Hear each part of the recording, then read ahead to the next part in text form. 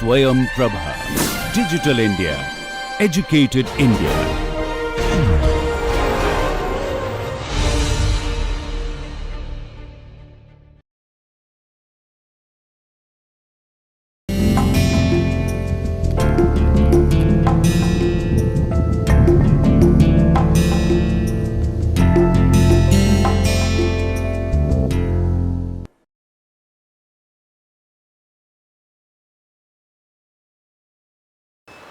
Okay, good afternoon. So we will continue our discussion with the actual air cycles that we started earlier.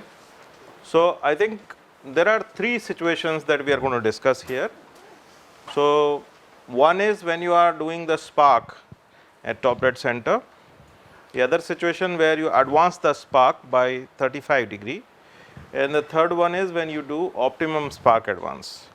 And what we are trying to do is we are trying to compare the fuel air cycle with that of actual cycle.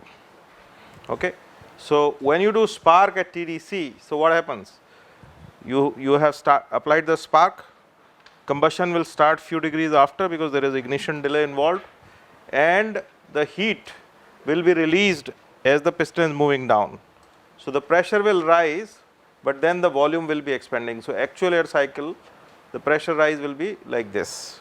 So the peak, if you look at fuel air cycle, the peak is at very low volume, actually at when the piston is at clearance volume or top dead center. So here you can see that this peak would shift. So the piston has already moved downward and you have already expanded, and that's why this peak, which is very high in fuel air cycle, in actual cycle it is quite low.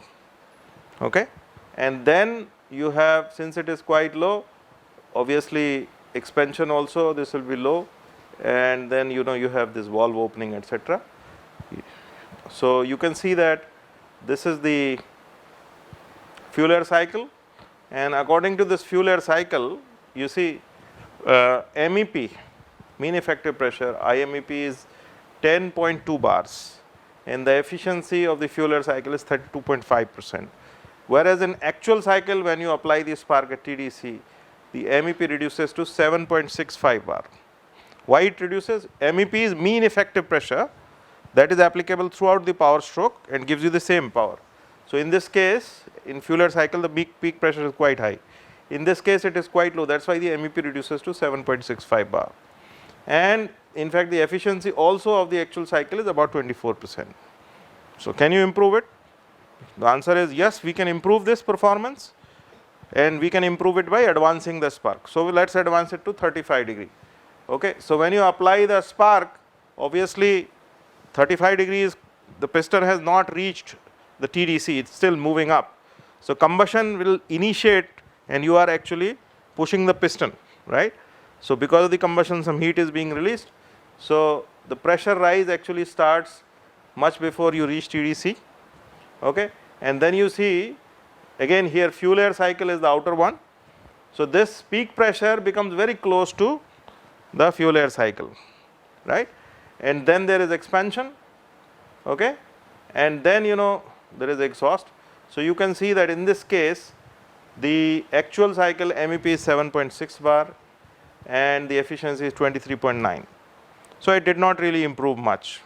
So you try to optimize, then reduce it to 30, 25 or something like that, and then you come to optimum spark timing. So at optimum spark timing, you will see that peak is here and this is the expansion stroke. In this you are able to achieve a MEP of 8.35 bar. This is the highest that you can get, and you can achieve a efficiency of 26%. So if you look at these three figures and you just compare their performance, okay. So here the cycles are written. So there is one fuel air cycle which is common in all three, right? Because fuel air cycle does not depend on the spark timing, right? But the actual cycle does. So three actual cycles are compared. So ignition advance in this case is 0, because in fuel air cycle we assume that the heat release takes place instantaneously when you are at TDC. So that's why it is written as 0. So this is in the actual cycle 0 degree, which is this one, 17 degree, which is the optimum one, and 35 degree, which is this one. So if you look at maximum pressure, that you are able to obtain. This is for a compression ratio of 8, SI engine of a compression ratio of 8. So in fuel air cycle you are able to get up to 44 bar, whereas in this case where you have spark taking place at TDC, the pressure is only 23 bar, very low, right. In this case you are able to increase it up to 34 bar here, but the highest is when you advance it quite much. This is 41 bar, okay. But if you look at the IMEP or MEP, this is 10.2 bar for fuel air cycle, 7.5 bar for the actual at when the spark is at TDC, 8.35 bar when you are optimum, and 7.6 bar when you have 35-degree advance, okay. And the efficiency numbers are also shown here, and this is the actual efficiency versus fuel air cycle efficiency. So actual efficiency is going to be definitely lower than fuel air cycle, but your objective is always to go as close as possible to the fuel air cycle efficiency. So this number is extremely important. So you can see here that optimum spark timing of 17 degree give you about 81% of what is theoretically given by fuel air cycle, okay. So so you see here what is done is that all these 4 cycles that we have discussed here are now put on one figure. So this is put on one figure. This outer one is the fuel air cycle and gives you efficiency of 32%. Then you have the one which is higher one, that's about 35 degree before top dead center. It has efficiency of about 23.9%. Then the second one, which is optimum, which is 17%, 70 degree crank angle before TDC with the efficiency 26%. And the last one is the one with spark at TDC, okay. So now let's look at what is the impact of this spark timing on the engine power output. So power output, as I said, is power output or engine load is measured by BMEP or IMEP. You can compare, if you want to measure the power output at piston, you compare IMEP parameter. If you want to compare the power output at the shaft end, then you compare BMEP parameter. Anyone, it really doesn't matter because it's a ratio. When you are saying relative IMEP, that means relative IMEP generated by this divided by IMEP generated by fuel air cycle. So what you do here, you are putting the spark timing here. So minus means BTDC side, that means you are applying the spark in the compression stroke, end of the compression stroke, and this is in the after the top dead center, okay. So this is 0 degree. 0 degree means you are now talking of fuel air cycle, right. So and this is relative IMEP.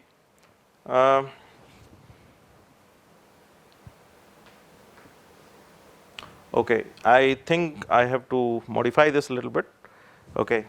Explanation is slightly different. So what we are trying to do is we are trying to find out when do we get maximum IMEP, okay. Now in this case you have done experiments by changing the IMEP every couple of degrees and find out what is the IMEP here. So this timing where you get the highest efficiency and highest IMEP, that you put as 0 degree, and then from there you advance or retard. So this is not really TDC in that sense, okay. So obviously this will give you the highest MEP, and if you advance or retard in both conditions, relative IMEP will reduce. So you can see here that if you retard it by 7 degree, you get about 98% relative IMEP. When you retard it by about 11.5%, you get about 0.95% IMEP, 16.5 or 90%, and so on. So what the point that I am trying to make is that this is your optimum spark timing for a spark ignition engine, and it gives you excellent IMEP. Now in a real engine, when you design a real engine or you want to operate, obviously you would like to operate at this point. But if you look at this point, this is not really a point, it's a flat. So if you move 1 degree on that side or 1 degree on this side or 2 degree on this side, left, right, it's okay. I mean, you are not losing much. So that's why IMEP plus minus 1 or 2 degrees gives you the best IMEP and best BMEP and best efficiency. So this is the power loss due to ignition advance. If you advance compared to this optimum, you will have lot of loss. If you retard, then you will have the same problem. So best compromise is to go for moderate spark advance, such as 70 degrees, so as to have smaller losses in both compression and expansion strokes. Okay? There are losses in compression strokes and there are losses in expansion stroke. Why there are losses in the compression stroke? Because if you have a spark, advanced spark timing, that means you are applying the spark before you reach the TDC. So you have to work hard and combustion has started because you have already applied the spark. So heat release takes place, pressure increases. So now the piston has to work harder against the expanding gases. So that causes losses. Okay? In the expansion stroke, the losses are because of the heat transfer that is taking place. Okay? The losses are because there is lot of blow by from the exhaust. Okay? I'll talk about it, what is blow by. So heat loss, so due to the heat transfer of the heat through the water jacket and cooling fins, and also some heat is being transferred during the compression and expansion processes. Okay? Heat transfer from the burnt gases have significant effect on PV line. You have seen that it deviates from the PV curve. It comes inside, then that's mainly because of the heat losses. So due to heat transfer during combustion, the pressure at the end of the combustion in a real cycle will be relatively lower, and we have seen that it never reaches the fuel air cycle because you are losing lot of heat. During expansion, heat transfer causes the gas pressure in the real cycle to fall below isentropic expansion line as the volume increases or your piston goes down. So a decrease in efficiency results from all these heat losses. So all these heat losses during the compression stroke as well as during the expansion stroke cause heat, and that's why your pressure line does not follow the fuel air cycle. It is actually the actual air cycle expansion line is significantly below the fuel air expansion line. Now just to give you an impression about why and how many what kind of heat losses take place from the engine. So this is the engine combustion chamber, this is the exhaust valve and exhaust manifold, and this is the intake. So intake obviously gets heated because of the conduction and convection. So here cool air is coming in, so temperature doesn't really increase that much. So it's only like 60 degree. But the intake valve is right in the inside the combustion chamber, so its temperature rises because it is exposed to the hot gas, and therefore its temperature can be roughly 250 degrees centigrade of that order. Spark plug is where all the spark is taking place, and it is in the middle of the combusting gases, so its temperature can be as high as 600 degree. And exhaust valve is the one which is the hottest place inside a combustion chamber, because that's where all the expanding gases actually exit and transfer its heat to the valve. So its exhaust valve is the highest temperature component, it's about 650, and obviously the exhaust flow could be, depending on the load, it could be somewhere between 200 degree to 500-600 degree, depending on what load and speed you are operating. The piston face could be 250-300 degree centigrade very, very easily. And the piston rings could be about 200-220 degrees. Cylinder walls could be about 185 degree. If you look at the piston skirt, etc., they could be at 190 degree. Oil in the sump could be somewhere between 70-80 degree. So you can see that this is actually every component is significantly above the room temperature, and therefore there will be lot of heat loss in an actual engine to the environment. And where this is heat is going to come from? It's going to come from the heat that you are burning the fuel to get that heat. And so all the heat is now not available for useful work, and therefore your useful work will be reduced. And that's why you see a difference or reduction in the pressure during the expansion stroke. So all this actually is responsible for this deviation in the pressure during the expansion stroke between the fuel air cycle and the actual cycle. Does it make sense? Also you see, we have discussed briefly about exhaust blowdown loss. What was this exhaust blowdown loss? So I told you that ideally we should be opening the exhaust valve right at the BDC. But when you open the exhaust valve right at BDC, it will take a finite amount of time for the gases to go out.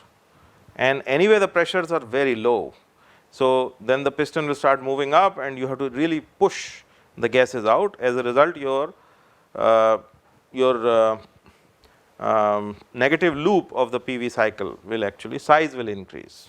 Okay. So in order to reduce the size of the negative loop in a PV diagram, what you do is you open the exhaust valve relatively early. So you can see that, suppose this is only a part of the PV diagram. Okay. Here is the pressure and here is the volume and here is your BDC. So in an ideal cycle it should be like this. Okay. But in a real cycle what you are doing, you are opening few degree before. So as soon as you open few degree before, your pressure will fall very quickly because the valve is open. So it will fall very quickly and then remaining things you push. So this loop is the loss because of exhaust blowdown, right. So exhaust blowdown is due to early opening of the exhaust valve. This results in drop in pressure in the cylinder and a loss of work output during the expansion stroke. Loss, how much loss? This very small loss, not really very significant, and that also towards the end. So you really don't care too much. Too early opening, if you open it here or here, then you will have lot of loss of expansion work. So you should not open it too early and you should not open it too late as well. Okay. So in the real operating cycle, the exhaust valve is opened some 60 degree before bottom dead center to reduce the pressure during the first part of the exhaust stroke in the 4-stroke engines. So basically when you go from the BDC to TDC during the exhaust stroke, you want to reduce this pressure and therefore you open about 50-60 degree before the BDC, and this allows the time for scavenging in 2-stroke engines. The gas pressure at the end of the expansion stroke is therefore reduced below the isentropic line. So this is the isentropic line and you will have lower pressure. A decrease in expansion stroke work transfer happens because of this. So this is the work transfer loss that takes place because of the exhaust blowdown. Okay. Now this is the effect of exhaust valve opening. So earlier what I did was I just showed you at a very high level what will happen. Now let's take an example of the whole cycle and let's see what happens. So now what we are doing is we are comparing two valve openings, exhaust valve early openings. One is 60 degree and one is 40 degree, and we are comparing two actual cycles. So what's the effect? Okay.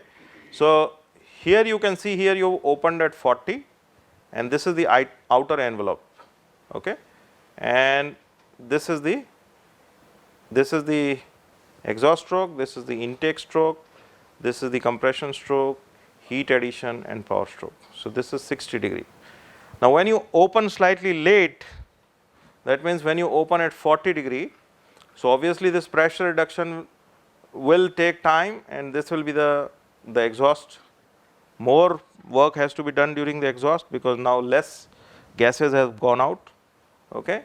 And then this is the diagram for 40 degree exhaust opening.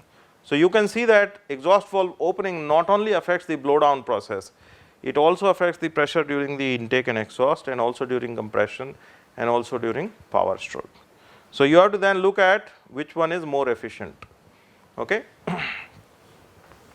So here you see this is one diagram which is showing the time loss, heat loss and exhaust losses, all three put together. So this is the time loss, this part. Time loss is because of the finite time taken in the combustion. Okay, so you apply the spark early. So isentropically, fuel air cycle should be this one, but then the combustion starts and you are working against the expanding gases. So this part is time loss and this part is heat loss and this part is your exhaust loss. Okay. So outer envelope is fuel air cycle and inner envelope is actual air cycle. So time loss leads to about 6% losses. Heat loss leads to about loss of about 12%. Outer envelope is fuel air cycle, real cycle is the inner one, exhaust loss is about 4%. And these are typical numbers, so don't hold them that every cycle you will have the same number. But these are this just to give you a ballpark idea of the losses. Okay. So then there is loss due to gas exchange process or pumping losses. So what is pumping loss? Pumping loss is basically the gas exchange loss. That means the exhaust stroke as well as the intake stroke. So on a PV diagram, this is the actual power production cycle and this is the power wastage cycle, or basically this is the negative cycle. So when you want to calculate the total work output or from a cycle, so you have to calculate the area of this and then you have to reduce the area of this. So this is positive loop and this is negative loop. And when you subtract one from the other, you will have net power output from the engine, PV work basically, right.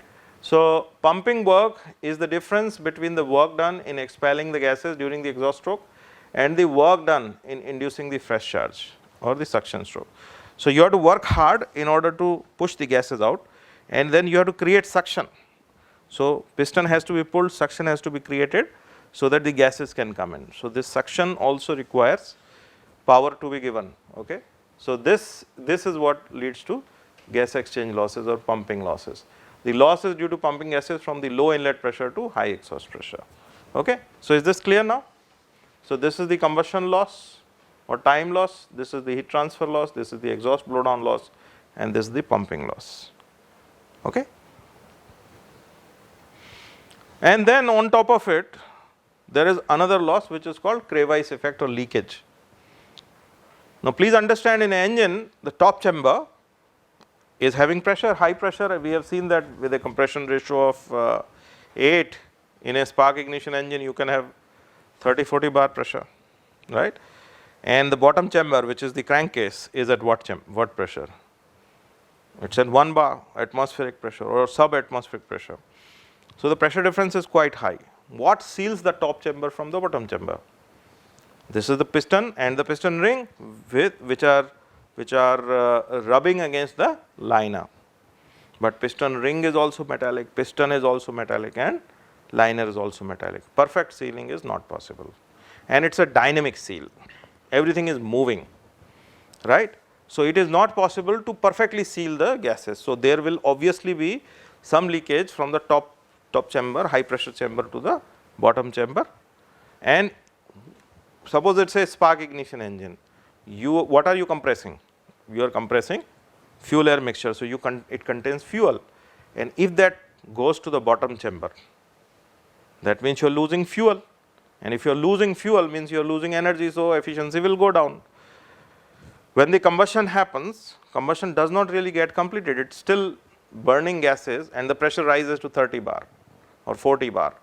At that time also, partly burning gases, fresh fuel, air, all these things also come to the bottom, and this is called blow-by losses. Okay. So as the cylinder pressure increases, gas flows into crevices. Now what is crevice? Do you understand?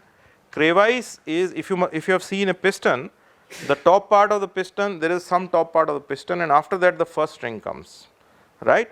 And if you put the piston inside a liner, there will always be a gap of about 0.5 millimeter on all sides, right. So this, if it forms a cylindrical volume, not cylindrical, it's what you call ring type volume, which is like 10-12 millimeter wide, half millimeter thick. So it kind of a bangle, that kind of volume will be there where lot of gases or fuel air mixture can actually sit, and the flames do not reach there. Flames cannot enter very narrow zones. Flames get extinguished at the opening, they can't penetrate. So if there is fuel air mixture sitting in there, it will essentially remain unburnt, and when it will come out? When the exhaust valve is open, pressure reduces. So the crevice actually leads to lot of wastage of fuel, because the fuel that sits there in fuel air mixture form, it can never burn, or it can never burn completely. Even if it burns, it will burn only partly. So as the cylinder pressure increases, gas flows into these crevice, as the regions between the piston ring and the cylinder walls. These regions can comprise a few percent of the clearance volume. So suppose it comprises about 3 or 4%. Everywhere, the pressure will be same. So at least 4% fuel will enter these, which will never burn. So that means it is a straight loss of 4% of the fuel. It will just come out during the exhaust stroke and without burning go into the exhaust. So not only you will have a loss of 4% fuel, but you are also putting in fresh hydrocarbon fuel into the atmosphere as pollutant, which is a very bad pollutant, right? So the flow reduces the flow reduces the mass in the volume of the piston crown, and this flow is cooled by heat transfer to the crevice walls. In premix charge engines, some of this gas is unburnt and some of it will not burn at all. So though much of the charge returns in the cylinder later during the expansion stroke, a fraction from behind and between the piston rings can flow through to the crankcase. So see what happens if you look at any ring in the piston. If you put it in a cylinder, you will always find that there is a small gap between the ring ends, always 0.5 millimeter to 1 millimeter. You never want that both of these ends of the piston ring should touch each other. Why it should not touch each other? Because you want to keep some space for thermal expansion. These rings are made of metal. So once the engine starts operating, okay, and then the temperature rises and the rings will expand and there should be some room. If there is no room, the gases will escape from behind. In fact, both the ends meeting even at high temperature is one of the worst nightmares of an engine designer. This phenomena is called ring collapse, and ring collapse almost leads to engine collapse eventually. So you always leave lot of gap now in order to avoid the ring collapse, okay, and since you leave lot of gap, there will always be some gap at whatever may be the operating condition, and that forms a channel where the gases from the top chamber can pass to the bottom chamber. So some of the fuel goes, some of the burning gases go, some of the burnt gases go. So everything gets accumulated in the crankcase, and that's called blow-by loss. Okay, so this also leads to a lot of loss in efficiency. So all these effects reduce the cylinder pressure during the later stages of the compression and during the combustion and during the expansion below the value that would result if the crevice and leakage effects were not there or absent. Okay, so this is one beautiful cartoon to show the blow-by losses.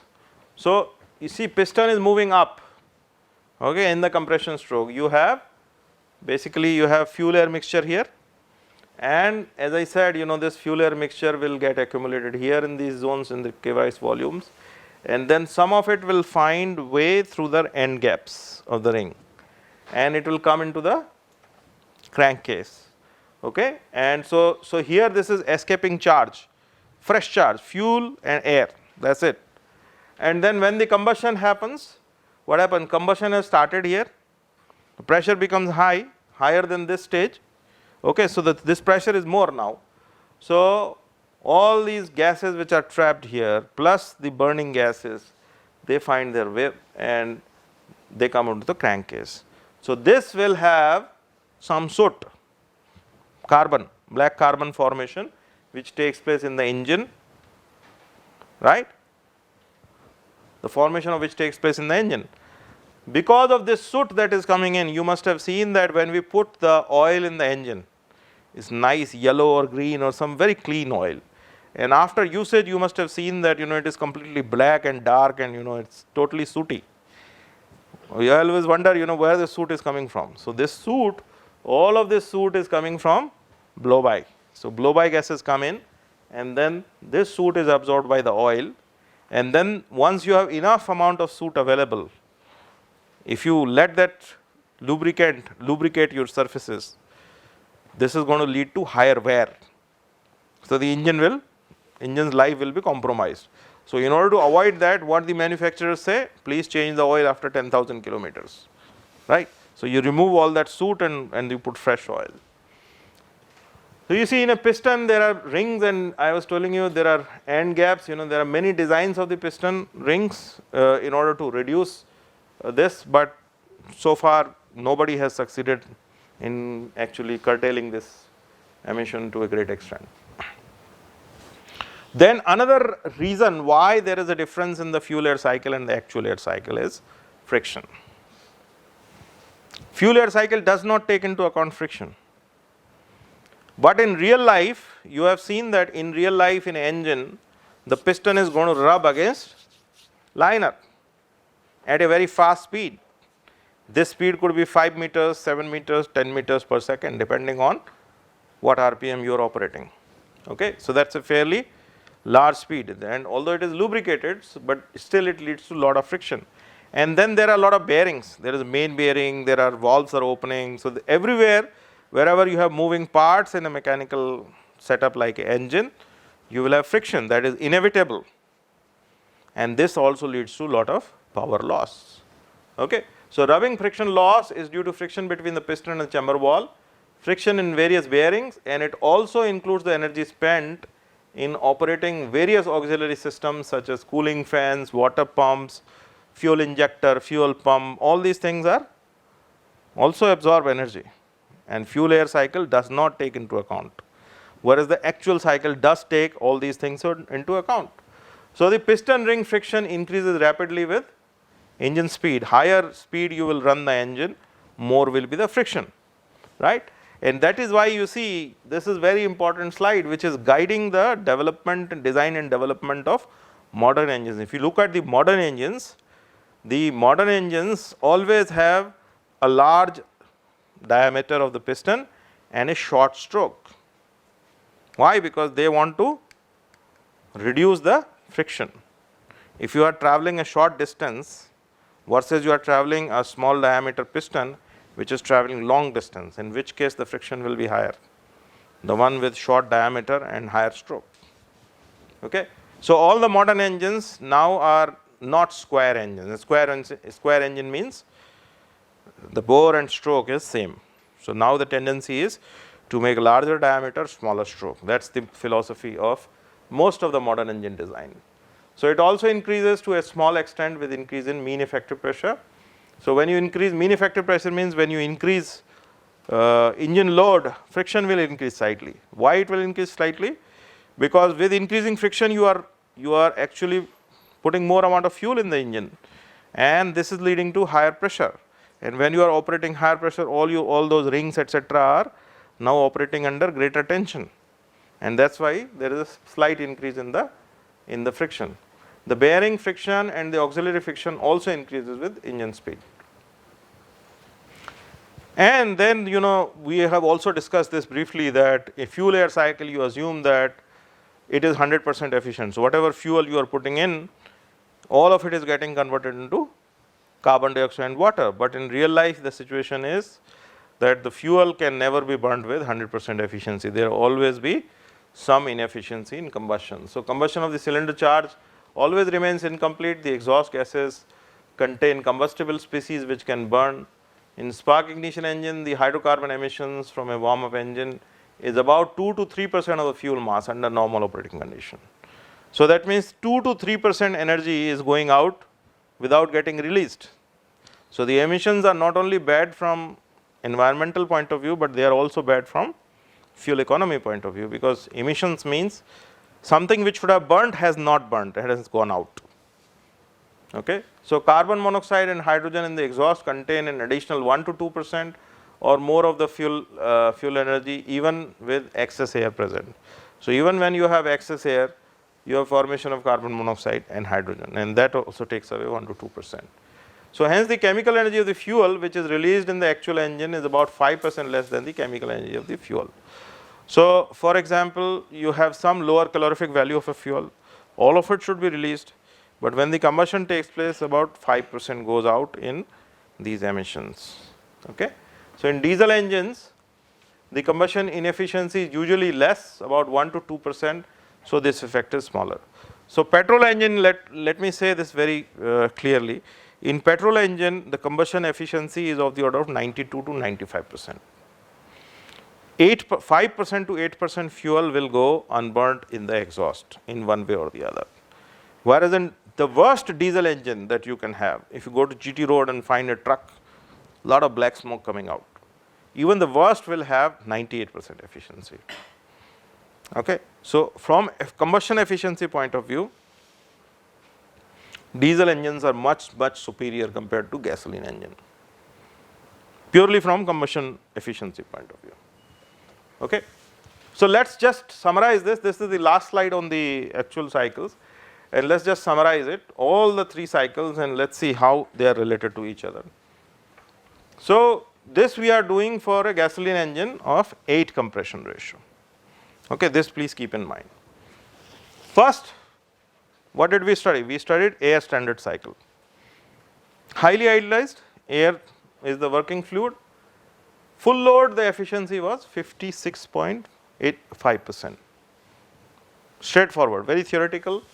Half load, same efficiency, because the efficiency of a air standard cycle does not depend on load, does it? Only on compression ratio. But then we wanted to go to the next stage. We said that okay, we want to bring it closer to the actual cycle. So what we said? We said change in specific properties. So losses due to variation in specific heat and chemical equilibrium, this led to reduction of thermal efficiency of 13% in both cases. Losses due to progressive combustion. Progressive combustion means the combustion takes place slowly. It does not take place, heat release does not take place instantaneously. So that was about 4% loss.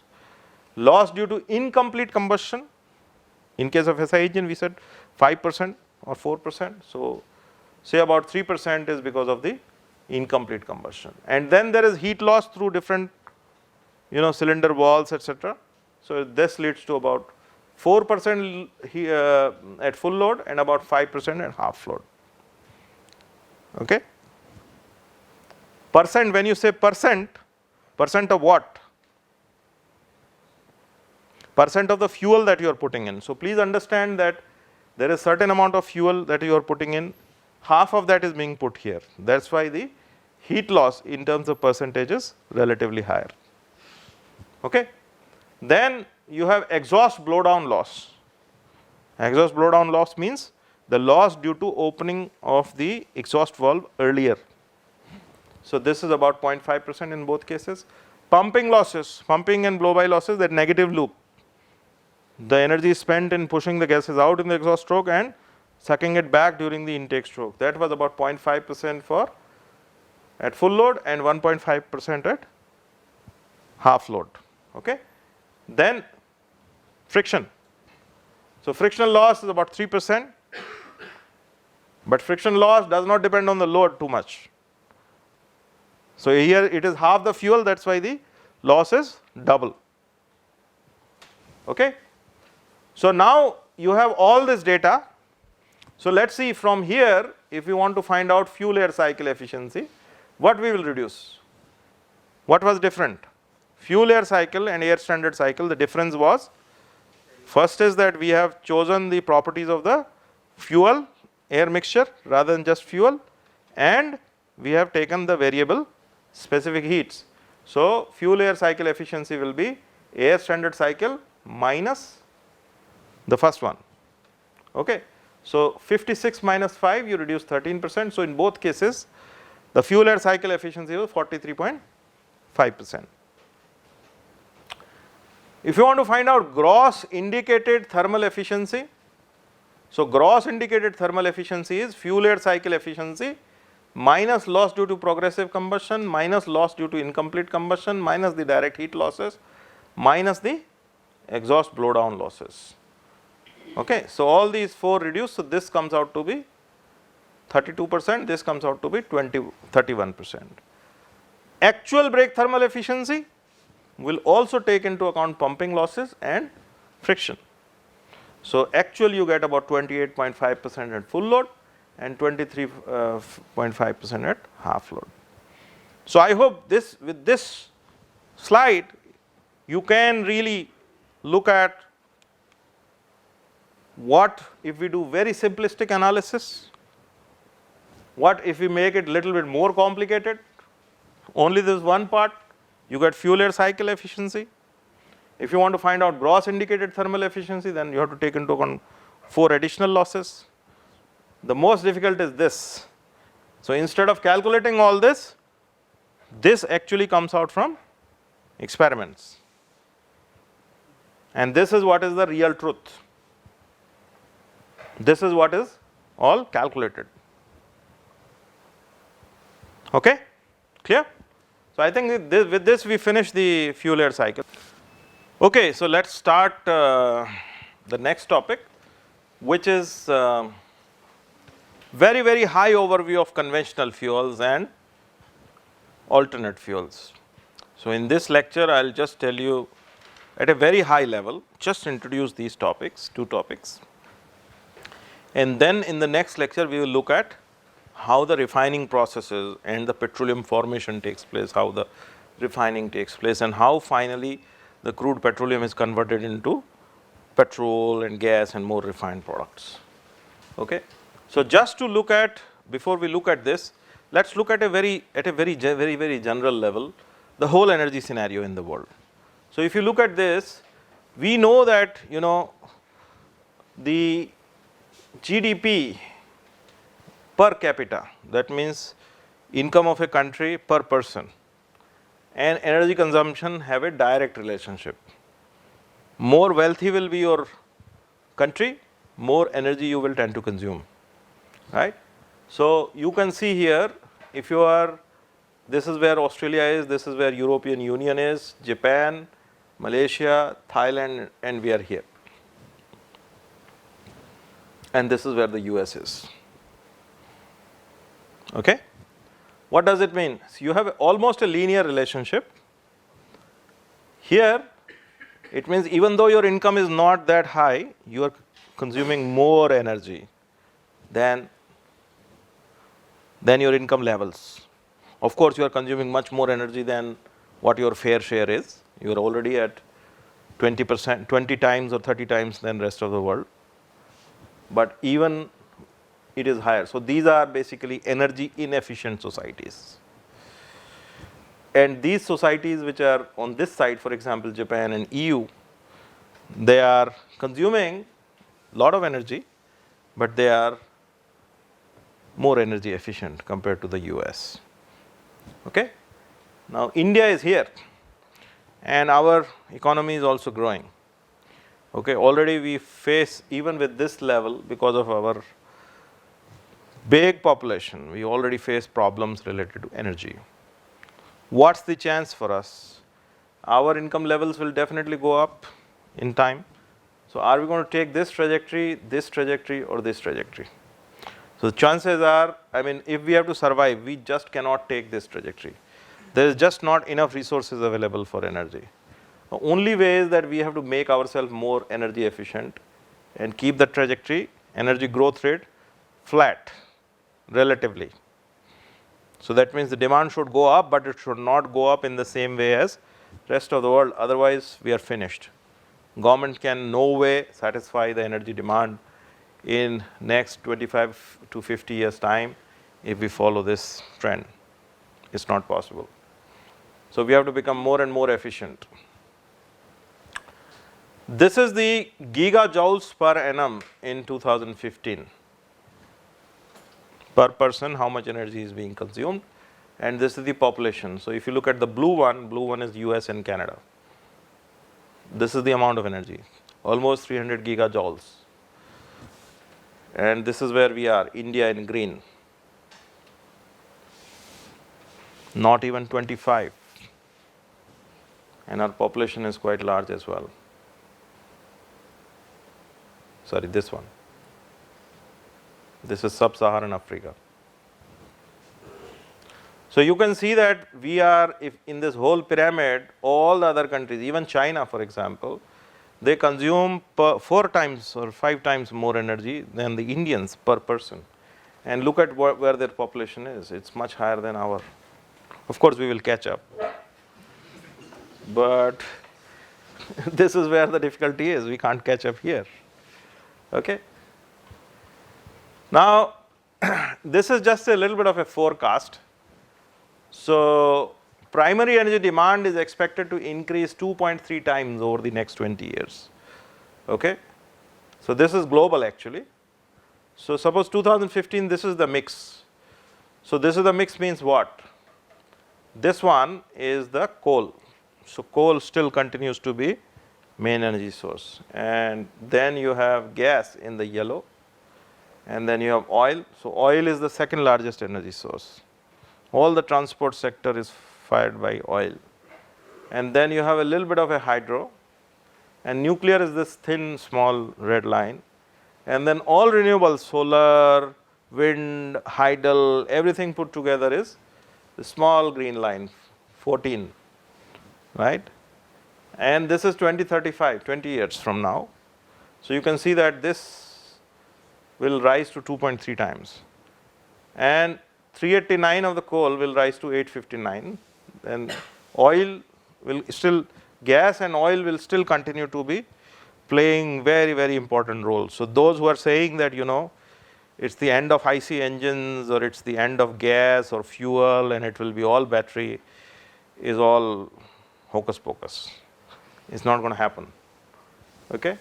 So it's almost like daydreaming, premature.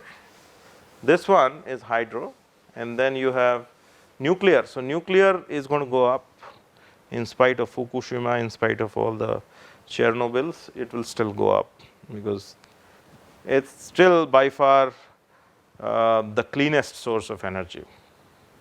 Although there are issues if there is an accident, but still if you can avoid the accident, it is the cleanest source. And then renewables will become almost 8 to 9 times in 20 years. So solar and wind are going to really grow in next 20 years. Okay, so this is as far as India's primary energy demand is concerned. Okay, so I think this must be in megawatt. Sorry, I think it's 100, some 100 megawatts or 1000 megawatts. So we are about 400,000 megawatt, close 400 to 500,000 megawatt. So anyway, this is just relative number. Now the energy, so this is entire energy demand, not just transport sector. So if you just look at transport energy consumption out of this, and this we are talking about the whole world, okay, some units are given here. But the point that you should look at is that this is forecast up to 2040 from 2015. So this is where we are today, and this is for forecast for next 25 years. So please see, this is gasoline, this is diesel. So most of the diesel that you will run in your career will be either gasoline and diesel, and this is where your children will start driving. They will also be driving gasoline and diesel for sure. There is some gas, and then there is jet fuel for aviation, then there is residual fuel, then there is natural gas. And my dear friends, please look at this thin red line. That's the electric. Okay,